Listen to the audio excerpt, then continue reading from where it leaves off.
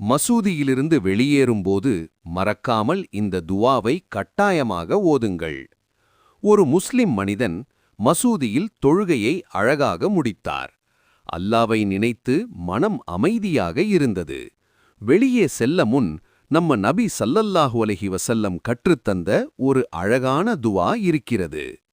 மசூதியிலிருந்து வெளியே வரும்போது சொல்ல வேண்டிய துவா: அல்லாஹும்ம இன்னி அஸ்அலுக மின் ஃபத்லிக். உச்சரிப்பு: அல்லாஹும்ம இன்னி அஸ்அலுக மின் ஃபத்லிக்.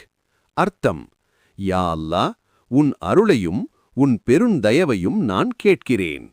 இது என்ன சொல்கிறது தெரியுமா? நாம் தொழுகை செய்ததற்குப் பிறகு இந்த உலக வாழ்க்கையிலும் அல்லாவின் அருள் கிடைக்க வேண்டும் என்று கேட்கிறோம். மசூதியில் நன்மை செய்தோம். வெளியே சென்றதும் அந்த நன்மை வாழ்க்கையிலும் தொடர வேண்டும். தொழுகை மட்டும் போதாது, அருளும் வேண்ட வேண்டும். மசூதியில் தொழுது வெளியே வர்றதுல பெருமை இல்லை. வெளியே வந்த பிறகும் அல்லாவை மறக்காமல் இருப்பதுதான் பெருமை. அல்லாஹும்ம இன்னி அஸ்அலுக மின் ஃபத்லிக். இந்த ஒரு துவா சொன்னவுடன் நம்ம வாழ்க்கை முழுக்க அல்லாவின் அருள் தொடங்கும். மசூதி கதவு மூடலாம், ஆனா நம்ம ஈமான் கதவு ஒருபோதும் மூடக்கூடாது.